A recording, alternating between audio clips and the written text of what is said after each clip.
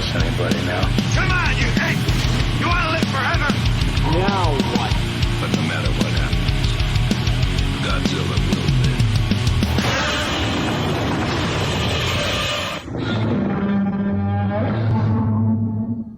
And welcome back to the 69th episode of the Monster Movie Stompdown. Of course, you got your host, Sludge, here. My co-host across from me is Mark, our brother from Texas. Ruben. And we're following along with the next Godzilla movie with Godzilla King of the Monsters today. Yeah. The 2019, whoops, that's about knocked our table over. The 2019 Michael Dougherty film, the next part of the MonsterVerse, which followed up from Kong Skull Island, which was a prequel period piece set in Vietnam. But we've already done that movie. So super stoked about this one. But we've got a lot of stuff coming up. In the works right now, things that are going to be happening. Of course, we've got, it's Halloween time, so we've got Pumpkinhead coming up this month, but we've got something special coming for you guys. You're just going to have to look out and pay attention for, because we're not going to tell you. We're just going to surprise you with it. And hopefully you all will enjoy it. I know you will. You guys are awesome. So, well, and if you had listened to the last podcast, we couldn't remember at all. That's right. We could not remember what we originally wanted to do for Halloween. We couldn't remember. And so we'll give we all knew we discussed it, but we couldn't remember what we discussed. Yes, exactly. So there's your one and only hint, as we previously discussed it, forgot it, but now we remember it. And we got it. And now we know. So and Mark remembered right when we went off, when we turned to hit the stop everything button. Went down. That was it. Mark remembered. Mark's like, oh, right away, he remembered. Could have done it when we were tracking and we're recording the episode. Nope, too late. So, but pretty pumped for Pumpkinhead. Actually, I went today because I've not gone back and watched the original Pumpkinhead yet because we got a little time before Halloween gets here. But I went back and watched. Yesterday I went back and watched Pumpkinhead 2: Blood Wings, because something we talked about doing and we're going to work on doing for you guys is another special piece for the Pumpkinhead episode.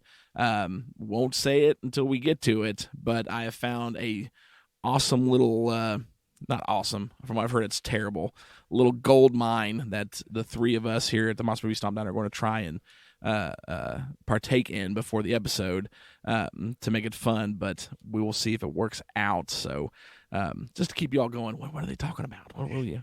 It's going to be really good. I will give you a hint. It relates to Pumpkinhead 2: Blood Wings for those who want to do the digging. And guaranteed one of us is going to forget something. Yes. Yeah. Before now and then. It's going to happen. Most likely me. I'll admit it. But I bet the one person who figures it out, though, if anybody tries to figure out the special thing we're going to do for the Halloween episode with Pumpkinhead, because it is related to Pumpkinhead, and it's related to Pumpkinhead 2: Blood Wings, it'll be Pete Quinn. He'll figure it out. He'll be the one like, yes, it's going to be me. I want to know. You've been challenged, You've Pete. been challenged, Pete. What are me, Ruben, and Mark going to do to partake in to make the Pumpkinhead episode extra special, Pete? Let's see if Pete can figure it out. Yeah. You have been assigned the job, sir. But for this episode, of course, it's Godzilla King of the Monsters, and man, stoked for this one. Let's just jump right into it. Here's the trailer.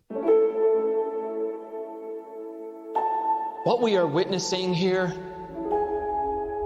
is the return of Titans.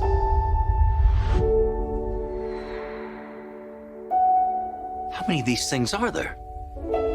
17 and counting. That's messed up.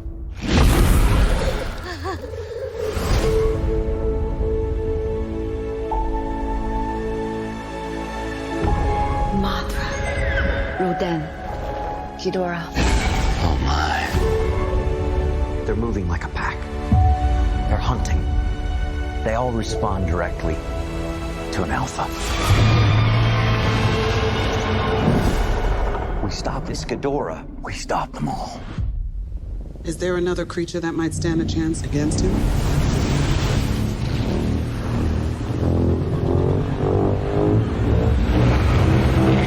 My God. Zilla.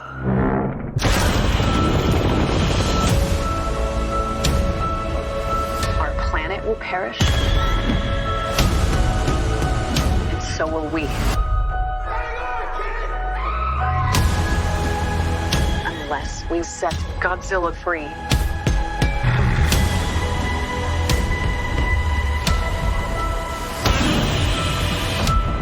Oh, yeah, sure. Let's bring him in for a beer. No, this time we join the fight.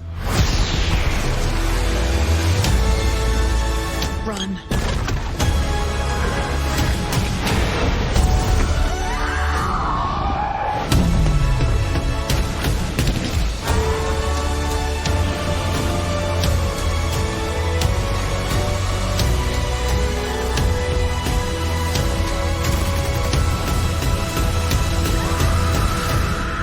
This is Godzilla's world.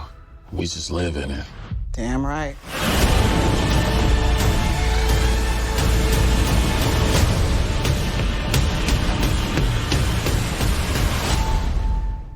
All right, and that is, of course, the trailer for Godzilla King of the Monsters. So now this was the sequel to Godzilla.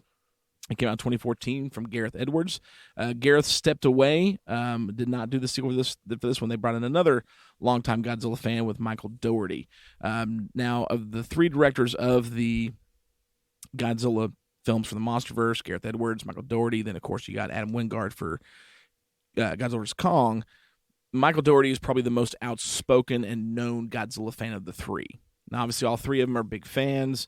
You know, Edwards and Wingard, too, have both stated, you know, the original King Kong vs. Godzilla is what inspired them to get in the movies anyways. Dougherty, however, is just, I mean, he is a hardcore fan. You know, Gareth went back and watched all the old Godzilla films. So did, you know, Wingard. Dougherty didn't have to. Like, Dougherty's like, I know, I watch them all the time anyways, you know. He's a huge fan of Rodan, because this time around, they brought the big four. They literally brought the big four for this film. But which being, for those who don't know, or everyone probably does know, that's Godzilla, that's Mothra, that's Rodan, and then that's Godzilla's Joker to his Batman with King Ghidorah. Yes, all in one film. So real quick synopsis on this one. It picks up after the 2014 film. Godzilla's actually been missing for 5 years, roundabout. The world now knows that Titans exist, and the government's hounding Monarch for more information because they believe they found more Titans, but Monarch's kind of keeping tight-lipped. Actually, they do state on the news piece that Godzilla is missing and no one knows where he's at, but Monarch does. Monarch's been tracking him the whole time. So the movie starts off introducing us to the Russell family that is played by Kyle Chandler, Vera Farmiga, and then Millie Bobby Brown. And the opening sequence, though, it's not Millie, it's a little girl, because it's kind of a scene from the 2014 film, because the Russell family had a son who was killed during the 2014 attack, and that is what spawns what happens in the film. So Dr. Russell, Vera Farmiga, she has created a device with her husband called the Orca, which is a way to almost communicate with the Titans.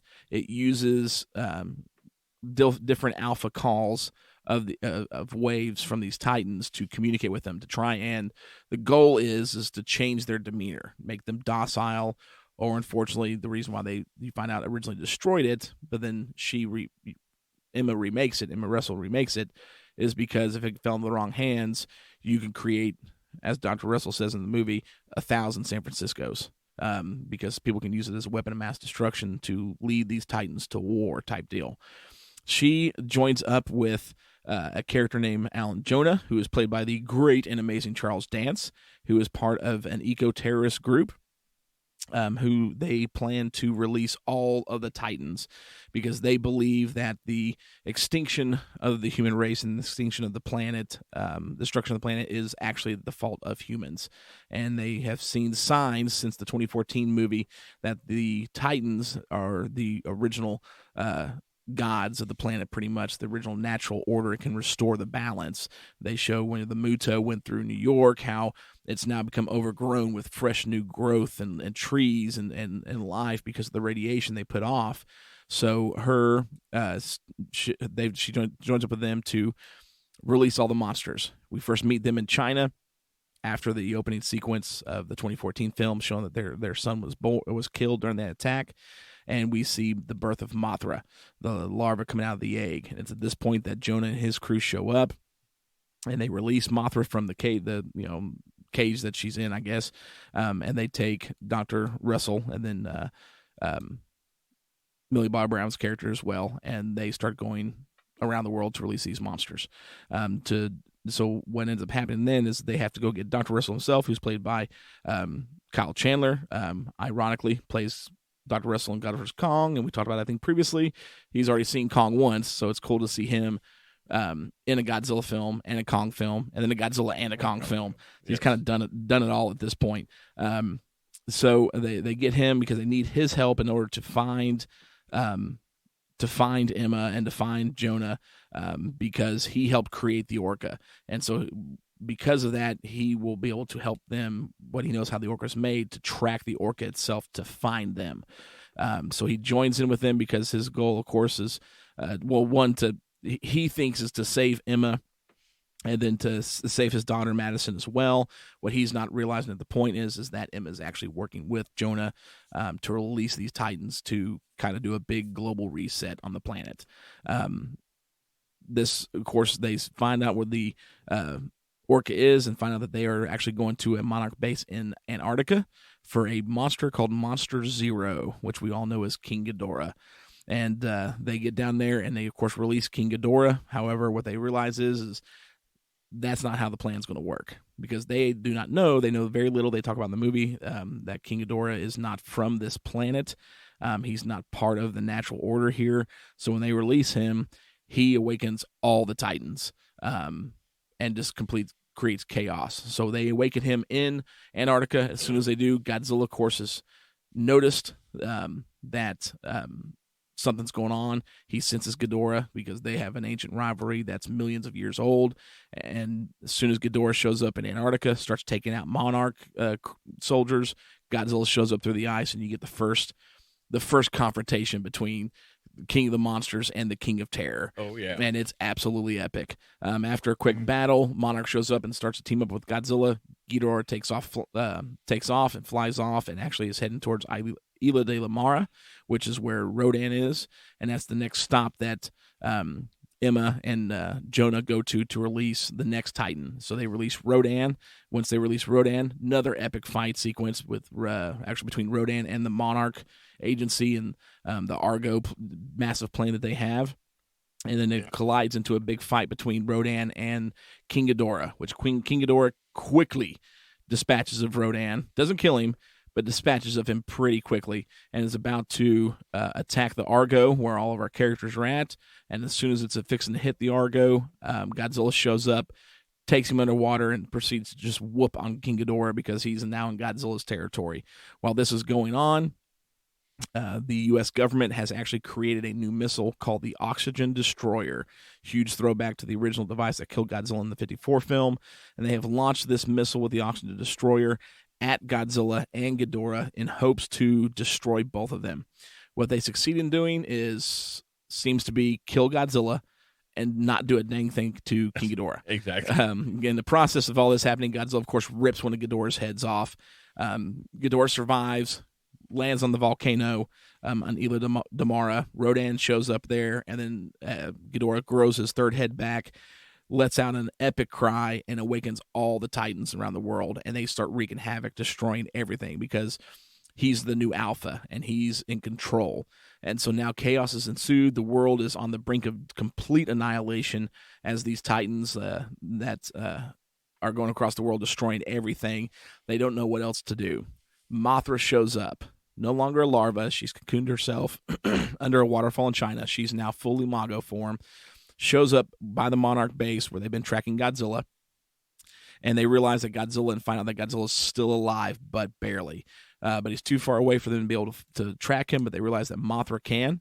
So they use Mothra to track Godzilla. They take a submarine down to try and find him. What ends up happening is they get sucked into a vortex and get sent right into the sections of the hollow earth, which we find out is actually one of Godzilla's temples where he was worshipped by ancient man. This, of course, ties into the Kong Skull Island hollow earth theory, which we know, of course, as we get to Godzilla vs. Kong next month, it gets explored in a big, big, big way.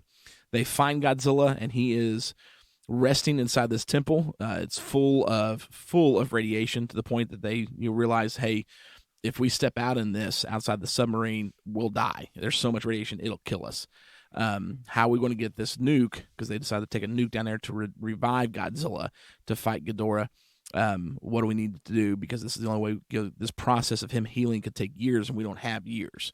So Dr. Serizawa decides he has to take the nuke himself and with a hand timer, set it off right next to Godzilla, knowing that it'll kill him. This is a suicide mission, but he knows that's what he has to do.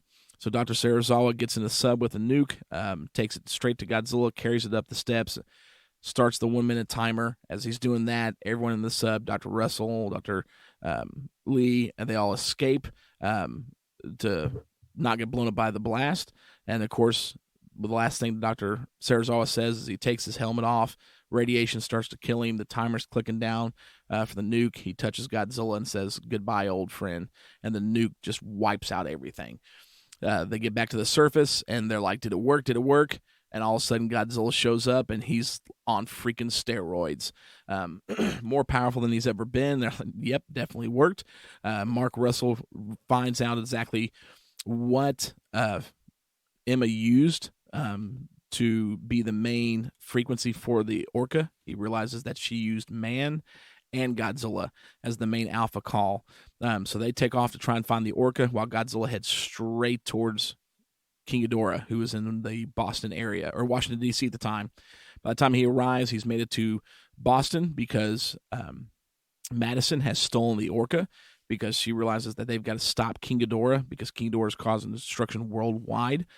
He's ruling all the Titans. So she sets off the orca at Fenway Park, and it causes Ghidorah to fly from D.C. to Boston. When this happens, all the Titans around the world stop. They kind of don't get peaceful. They just kind of stop doing what they're doing. And Godzilla shows up, and the final fight ensues, and it is huge. Godzilla versus Ghidorah. Rodan shows up, Mothra shows up, massive battle between the two of them. It's just absolutely epic on all proportions. Although Godzilla can't, even though he's powered up, can't quite take Ghidorah down. He's right there on the edge, can't quite do it. So what ends up happening is Mothra sacrifices herself to give Godzilla an extra power up, and then we see Godzilla turn into Burning Godzilla, ultimately an uber powered up version where everything around him, his temperatures increase so much that the buildings and the cars around him just melt into liquid, and he proceeds to just wipe the floor with Ghidorah, take him out. And when he kills him with the final blow, he takes out Ghidorah. One head remains, and he realizes that he's got to destroy all of them or he'll regenerate.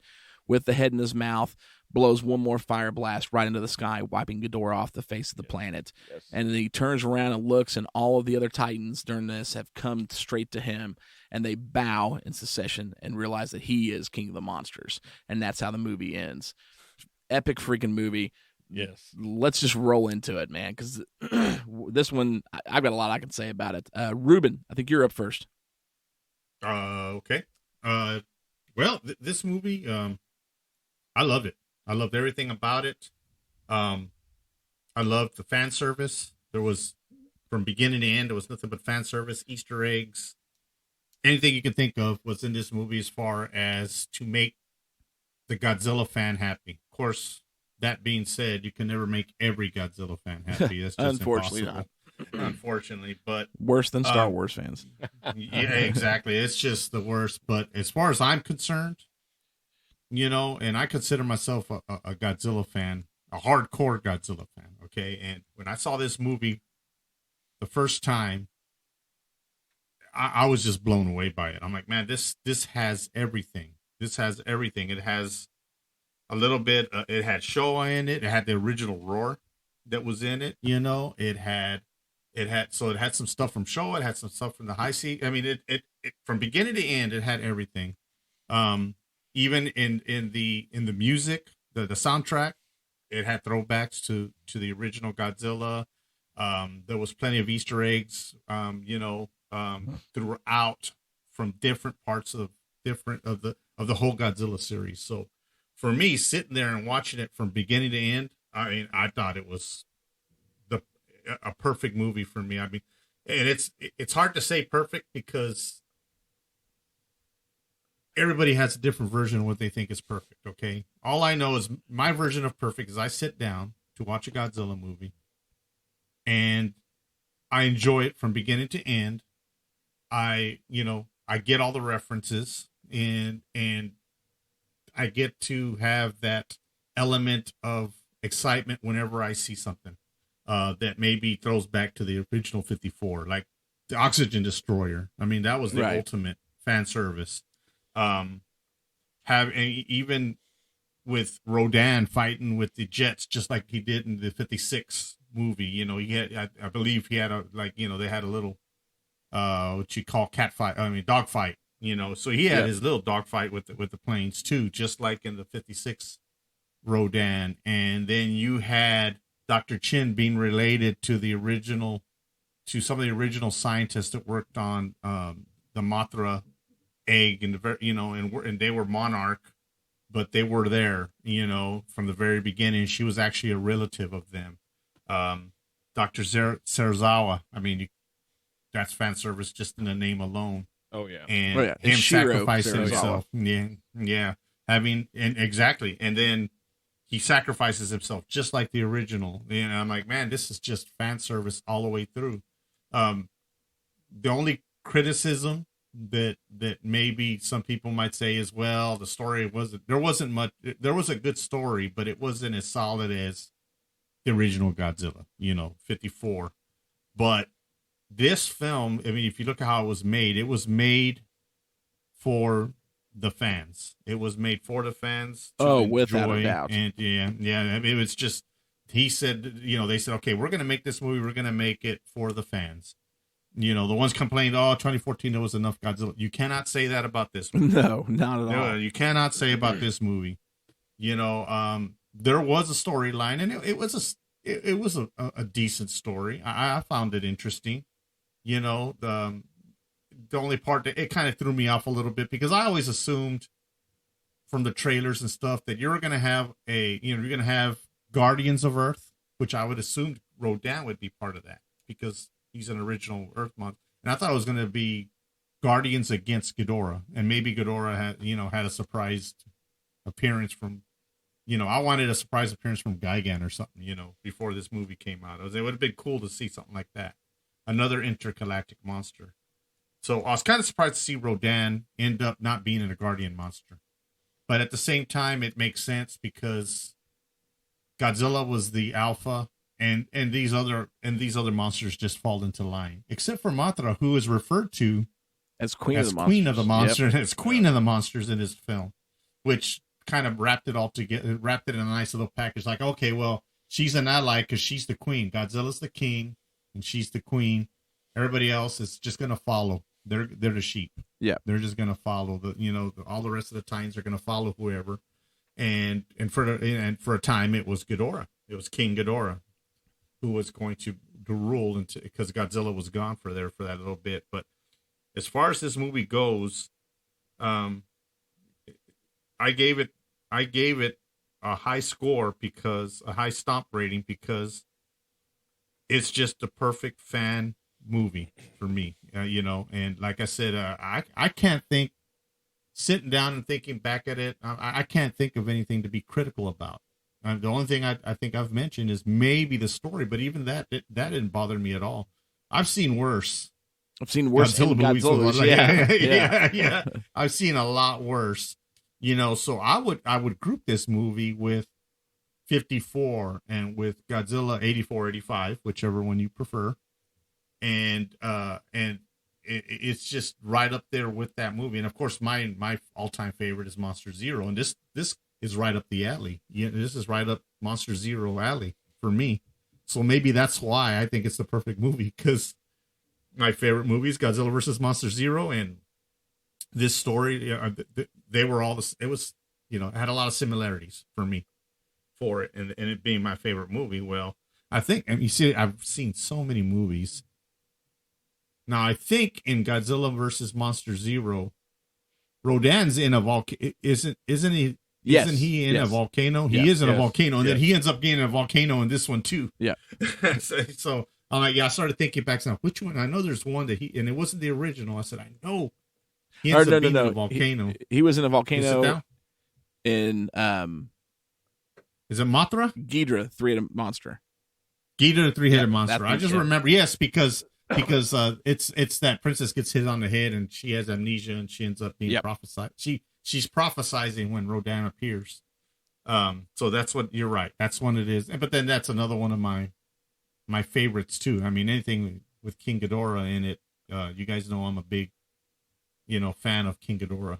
So to me, in my eyes, when it's all said and done, you had a beautiful soundtrack, all right, that had throwback and some good original music, and then some of the original music that incorporated the Showa era music in there. So you had a perfect score, you had a good story, you had plenty of monster action. You had the big four of the Toho Big Four, of the whole franchise, and not only that, but at the end, you get a glimpse of what's coming. Yes. And all you get is a glimpse of Kong, and you're like, oh man. So, I'm sitting in the movie theater and it ends with that. It ends with an image of a cave drawing, I guess you'd call it, of Kong. And then what's coming up next, so to me, as a fan, I remember when I first went to see it, I was just like, I was grinning ear to ear coming out of that movie. I was shocked that reviews weren't that great for it. I'm like, well, there's plenty of movies that I love that don't get great reviews. So that stuff doesn't bother me at all anymore. Some of my favorite movies have been panned. And some of my favorite movies that I used to love used to get panned and are now called classics. So, I'm pretty confident in my taste when it comes to movies because it always ends up being that way. There's a few that know that, they're just bad. And you know what? That's why I like them, because they're bad. This isn't one of them. This one's good from beginning to end. If you want to sit down with your kid and introduce them to Godzilla with this one would be a good, it's just monster action. The kid's not going to wander off and start playing with his Legos on this one. Right. Yeah, that's for sure. Yeah. That's what I'm saying? He's going to sit there and he's going to watch that whole movie. Because even with movies that I recommend for kids like Megalon, there's lulls in that movie, Godzilla versus Megalon, but it's an excellent kid movie. But there's lull. There is no lulls in this one. There's always a monster in play throughout this whole movie. Yeah. Some people might think that's a negative. I don't. I think it's a positive. It's not I will say, okay, here's a negative. It's not a deep movie with hidden meaning and all this other stuff. It does hint at some environmental stuff, but it doesn't go hard at you and doesn't preach to you. Right. It's just a fun movie. And it's solid in every way possible. So, I really, that's the couple of negatives I told you. It's maybe the story and, that's really it. And then of course it's not deep, but man, when I go sit down to see a Godzilla movie, the last thing I think I'm going to sit down is like, man, I hope I come out of this movie with a message of, the meaning of life. Right. Yeah. Movie. That's just not going to No, happen. you're not, man. you wasn't looking That's for not what I want. That's you wasn't not looking what for I Chase's miss- favorite, the Titanic in there. Oh, gosh. Yeah, exactly. You're just not going to get Looking the for meaning good of life movies, out of not Titanic garbage. either. It's just you're not going to do that, man. If I'm going to watch something like that, then it's not going to be a Godzilla movie, and that's not to disparage Godzilla movies. That's not the purpose of any giant monster movie, really. I mean, you there's some that try to throw messages at you, but for the most part, they're just supposed to be fun. Ready Player One. That was just a fun movie. It's just they're just out there for you to have some fun and to escape real life for a couple hours. Yeah. And that's what this movie is. It's an escape for 2 hours to just have some fun, and you will not be disappointed. And that's it. That's all I got to say. I'm going to leave everything up to you guys now. Mark? Man, he hit it. That was perfect. I remember us coming out of the movie theater, just the adrenaline was pumping. We big were time. so pumped up. It was so awesome. And you're right. I to me, I thought the story was good, and the story was, had a lot of the human character action going in it and just really build it up. But when it comes to the monsters, when it comes to Godzilla, man, he just hit it. And you're right, Ruben. This was made for the fans. This was what from a kid to an adult. That's what you want. Yeah. Every time you see him on the screen, that's what you just want to see it. You want the action. You want them fighting. You want them going at it. And then you look at the special effects, and what all of them look like, and how so lifelike and real. Oh yeah, that man, it just sucks you right in. And I know, and I remember when we came out of the movie theater, I think we even did something, a little podcast. Did a quick live right there. Yeah, we did a quick first reaction. Yeah. Yep. Mm-hmm. And so it was just phenomenal. And I think the characters were more interesting in this movie than the 2014. Absolutely. Sans Bryan Cranston's character. Bryan Cranston, on him, we just needed more. He should have been in this movie too. Yeah, I definitely think so. And so I thought that was, and the musical score. You're right. It was good. It was right on. It unseated my number one. That's how much I liked it. And when we did the top 5, way back. Yeah. And so I thought, this I could sit down and watch over and over. Oh, and over without and a doubt. over. And even knowing Kong was coming, this one still got me to unseat the 2014 movie. And so, without a doubt, my number one, my favorite. This one's perfect all the way through. No negatives. I'm on it. Man, and I didn't touch on going into this because I kind of got a little excited about just talking about the movie because I love this movie so much. It rounds out my top 3 for all amazing reasons.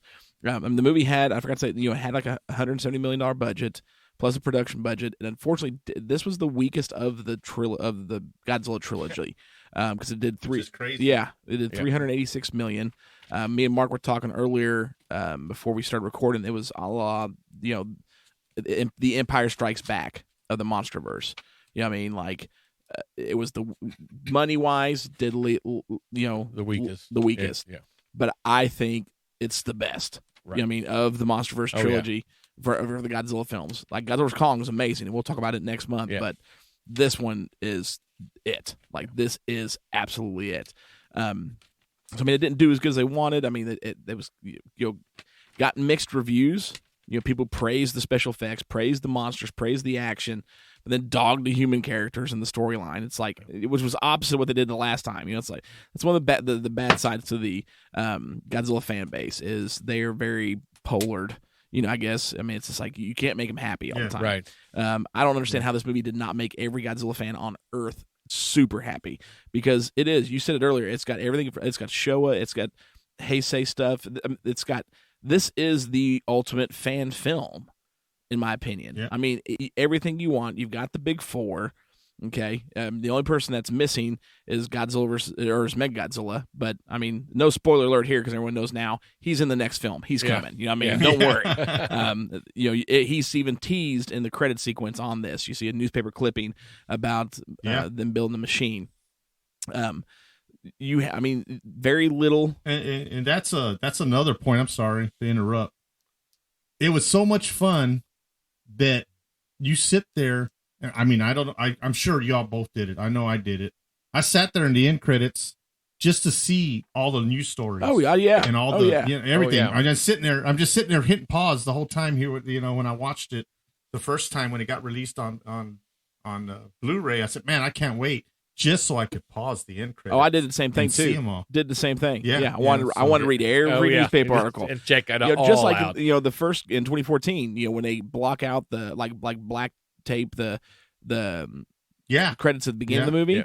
I went through and paused just to see what they all said. Before they got blacked out. Yeah. It literally has everything you could think of.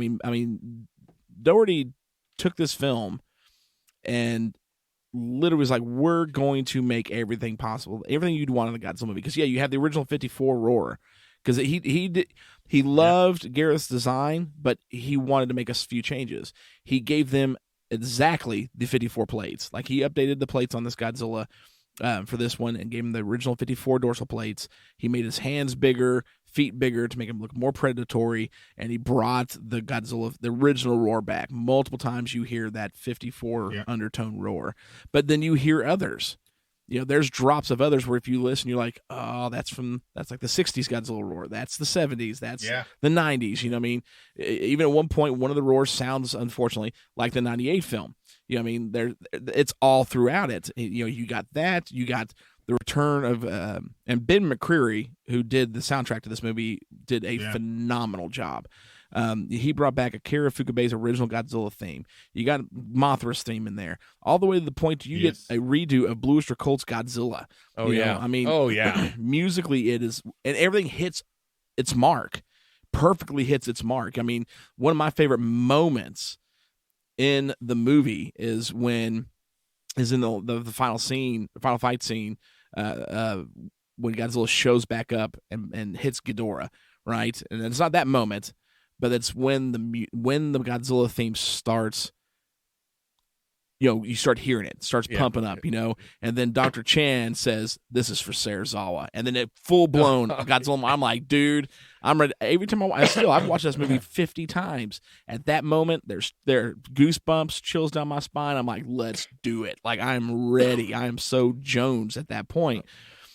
And that's what's good about the movie. It is an absolute blast. You've got, you got the big four. You've got elements of story from the original Ghidorah, the three-headed monster movie in this. You've got elements from other Godzilla movies all throughout, even Space Godzilla. Okay, most people don't even think about this. If you remember in Godzilla Space Godzilla, they use Miki with the T device that they shoot in the back of Godzilla's neck to control Godzilla, right? Right. That's what the Orca does. They use the Orca to control the monsters.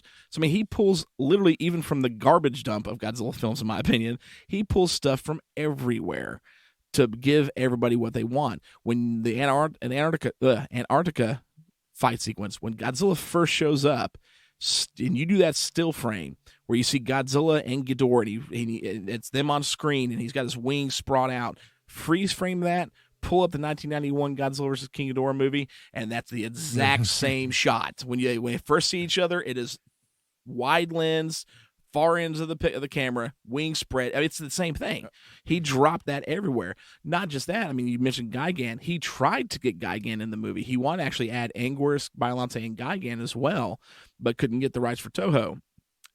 But he did tests. There's a Gigan design that is in the special effects book that was released with the movie.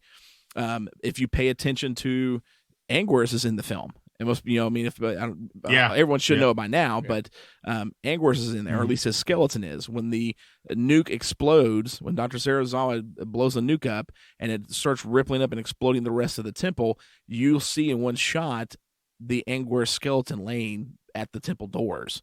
And that's the perfect spot because that was Godzilla's best friend. Everything you could possibly want, they put in this movie. The storyline was good enough. I don't need some big, huge, deep. I've got the original Godzilla film, big, deep storyline. Okay, Godzilla 2014, big, deep storyline. Not the best characters, but a big, deep storyline. Minus, Cranston. This time around, we just needed a storyline that was good and got us through, like every other Godzilla film in existence. Literally from Godzilla Raids Again to this movie, or to 2014, every Godzilla movie has a storyline that's just enough to get you through. It just moves the movie along.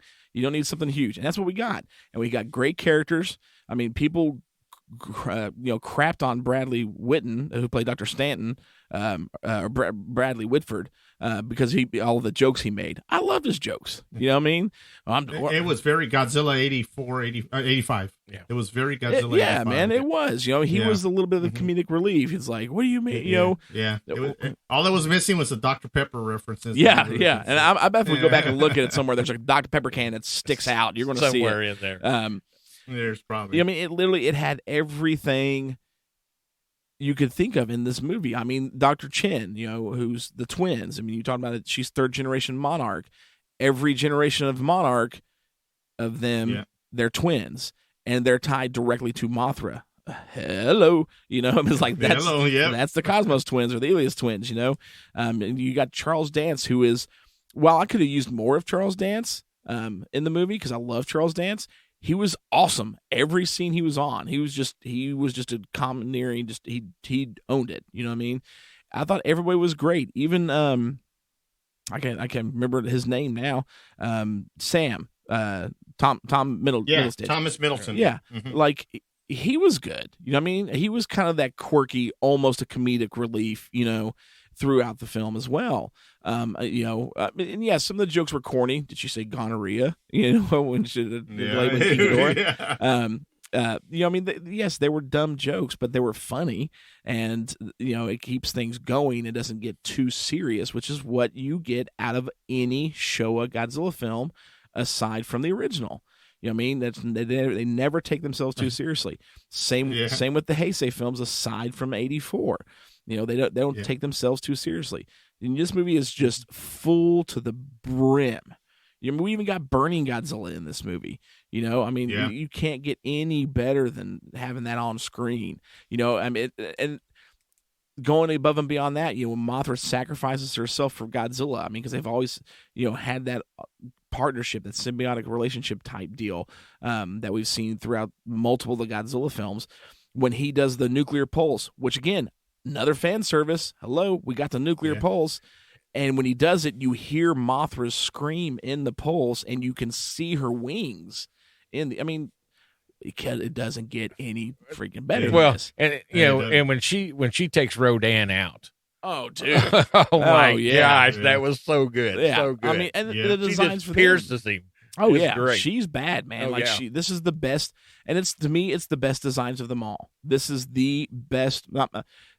It's close for Godzilla because I'm huge on the '84, and we all know that suit. Yeah. But I would have to say this suit is better. This is the best looking Godzilla suit. This is the best Rodan. This is the best Mothra. Yeah. This is the best Ghidorah. Design and the way they look on screen, and even when they did the Ghidorah, given the three heads, three totally different characters.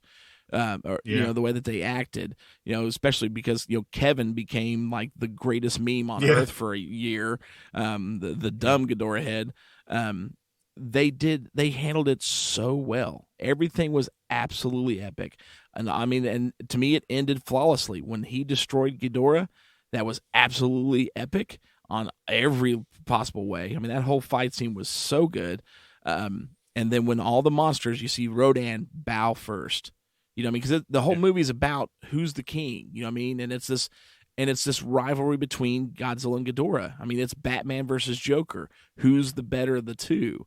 And there at the end, you finally see it when all the Titans bow to him, and he does that roar, and then all of a sudden, boom, you get the title card because you don't get it at the beginning of the movie. They wait till the end.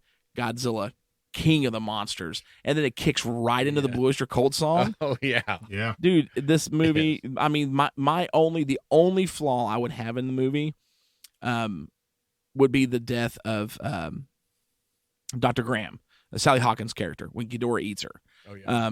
Yes. Okay. Which it's really and really it's only because she's not a huge character in 2014. She's not a huge character in this either. She's just kind of there and plays her part.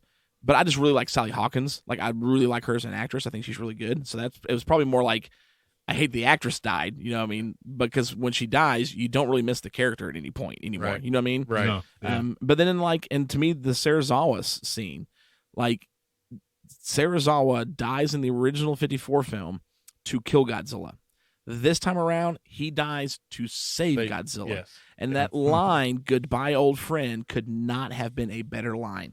There's nothing else he could have said other than "goodbye, old friend" right there, because it brought it all together. You're like, holy crap, man. It's everything you want. They did this perfectly. And one thing that they didn't bring up in the movie, or what didn't make it on screen, because I think it was in the original script, it is in one of the graphic novels, I can't remember which one though, is they actually mention Dr. Serizawa's father, who was one of the founding members of Monarch, right? Monarch. Right. Now, Dr. Serizawa, his name is Ishiro Serizawa, so that's the throwback to Ishiro Honda, right? His father in the MonsterVerse, his name is Aiji Serizawa, so throwback to Aiji Tsuburaya. So that, which was awesome. I wish they'd put it in the movie, they didn't.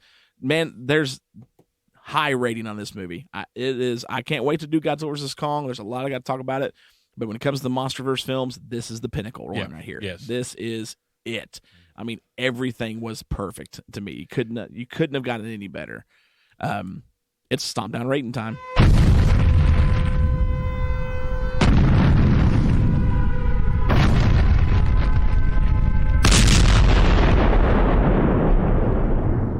All right, so if you haven't guessed it from us yet, this movie, solid 5. Across the board. Across the board.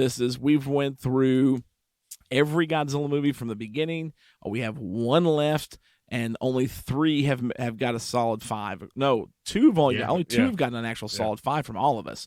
That's the original one. Right. And then that's this one right here. Yeah. We've given 5s on other ones. Like I gave 84 a 5. You gave Monster Zero 5, Ruben. I think Mark gave 98 a 5. I don't think so. I don't think so whatsoever. But as far as the collective, wait a minute, 5 beers or 5? Yeah. 5 stomps. He gave it a beer rating. Like Pete. Yeah, he gave it a beer rating. Yeah. I was with Pete. This one is it's the only other film other than the original 54 one that all 3 of us have gave it a complete solid 5. And believe me, for me, you guys know how I rate. I thought about it. I'm like, okay, does it deserve a 5? And I could not think of a reason why it doesn't. And so, and I think of reasons not to give movies 5s, because the movies that gets 5s for me, I hold in high esteem. And so, in other words, that's the benchmark for me. So I thought long and hard about this, and I'm like, no, it deserves a 5. It should be up there with 54. Yeah, there is no doubt in my mind it should be up there with 54. Oh yeah, I was talking for different reasons altogether. Oh, definitely. For some different, some the same, but it should be up there. But I'm going to put Sludge on the spot. Okay. You said it's not one of your top 3 films. What are you dropping out of your original top 5, which was 85, 54, and Mothra 64? So you dropping Mothra down one? I was about to bring this up. I'm glad you put me on the spot, because me and Mark talked about this before we recorded. After watching this today, because I said this to him on the porch, this movie has officially now, after watching it again for the 30th, 50th time, whatever, has rounded out my top 3. Yeah. It does push Mothra vs. Godzilla 64 down to 4th spot, because this moves into 3rd spot. I got you. And I even told Mark, I said, now, 84, 85 still is number 2 for me because of nostalgic reason, but I will absolutely say this is a far superior film than 85. Actually, you gave 85 number 1. That's right. I did have you down for 85 number 1 and 54. 54 is number 2. Because 85. Wow. So where should this be? You just said this was a. Wow. So we've gone through this journey of all the films again. Yes. And I think probably actually, okay, I'll have to say it this way. It will stay that order minus King of the Monsters. Because, yes, my favorites, 84, 85 is still my favorite. 85, yeah. Because, nostalgically, for me, that's, next to, of course, Phantom of the Opera being my favorite all-time movie, that's nostalgically is my most favorite film of all time. And because that's how you got me started on Godzilla. Right. You know what I mean? And, exactly. and I watched that movie how many freaking times did I watch that movie, dude? Wore out a few VHS tapes. Oh, yeah. I've gone through it wore out a lot. So it's always going to be my favorite. Yeah. Then Godzilla 54 will be, second, and then it needs to be there. It's 54 needs to be there. And then King of the Monsters is going to be number 3. It has to be number 3. But I will state this, and what I want to say was that because I technically can't do this because it's not an official release. But if I were able to include, there's a version of Godzilla, the original one, out there that you can find. It's what is it called? I've actually have it on my Plex server because I found it, got it, and it's absolutely freaking amazing. A fan took the Criterion Blu-ray of the 54 and Godzilla King of Monsters 56. Took the Blu-ray, and what he did was it's called This Is Tokyo, Godzilla King of the Monsters, and he combined both films. He didn't remove anything from the Japanese version, and he included in time sequence, in correct sequence of the time order chronologically for the film, inserted the Raymond Burr sequences where they were needed into the original Japanese film. Okay. If I could include that, if that could be included in a ranking, which I don't think it can because it's technically two films, it's a fan-made deal, that would be number one. Wow. Because since I got that, I have watched that version, I can't tell you how many times. Like, I've gone back and watched it several times because it's flawless. To me, I think, like, because most people are like, oh, I didn't like the Raymond Burr stuff. Raymond Burr, if it wasn't for Raymond Burr and that movie, the American version, Godzilla would not be the icon he is today. That drastically changed the popularity of Godzilla. Was the original 56 King of Monsters. So I think it's needed. That version, This Is Tokyo, Godzilla King of the Monsters, would be, if I could, number one above all other Godzilla films because it is absolutely epic.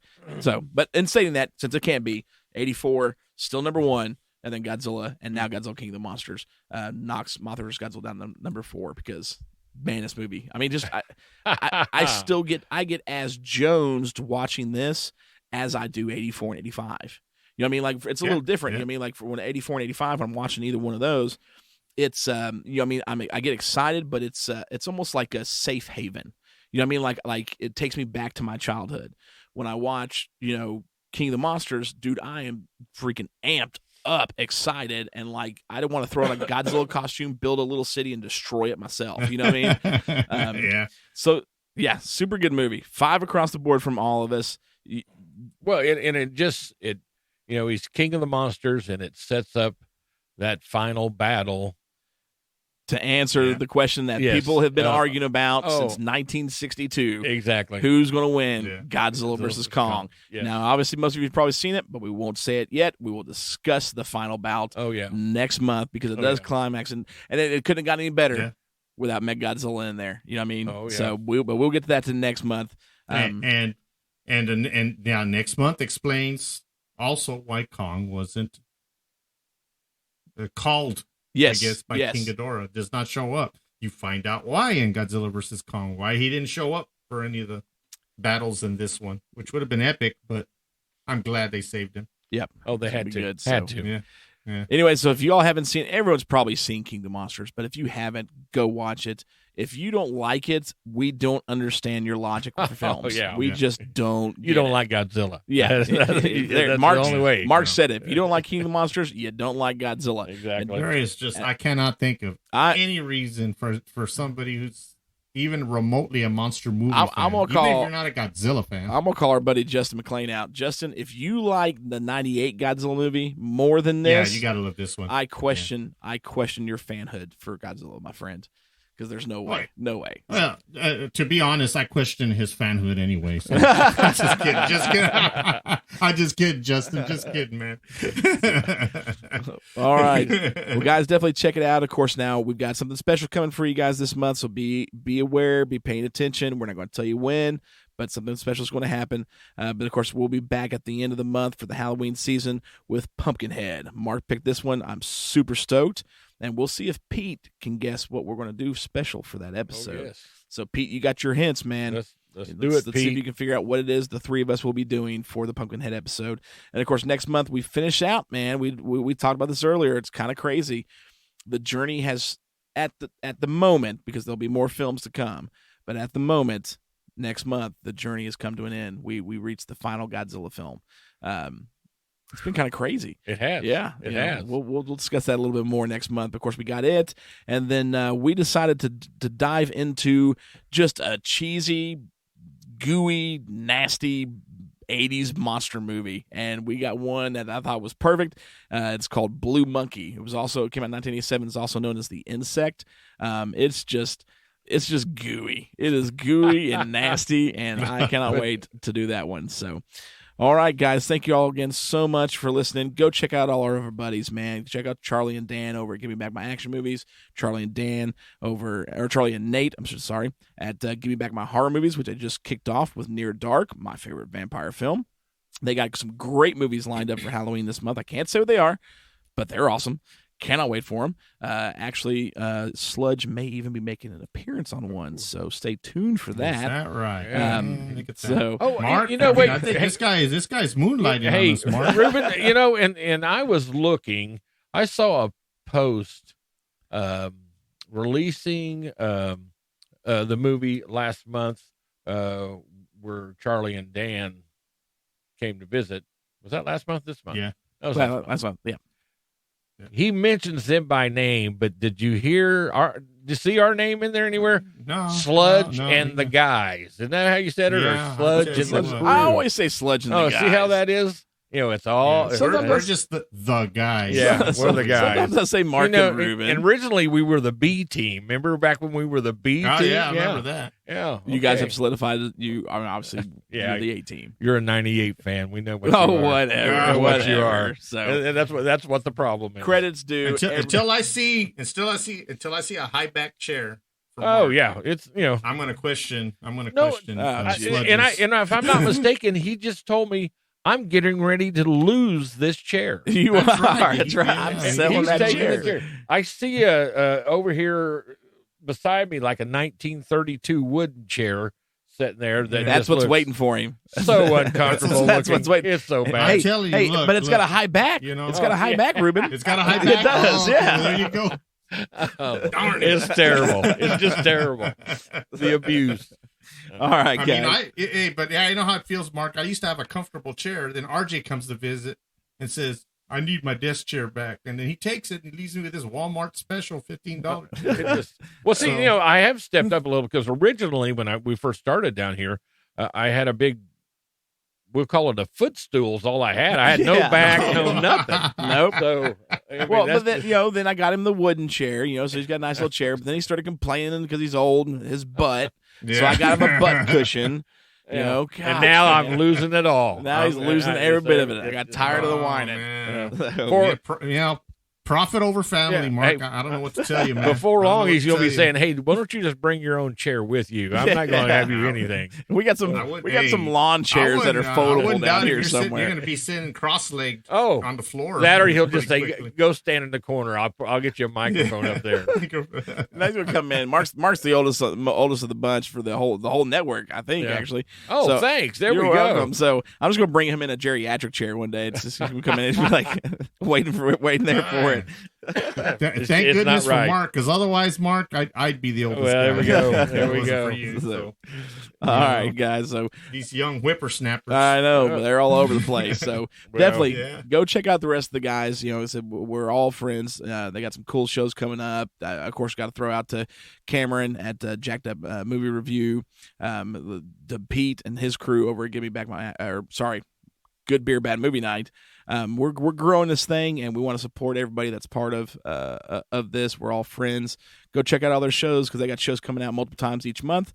And actually, I'll be going over to Cameron's in November for a really cool episode. That's not so much monster, but definitely horror related. Pretty stoked about it.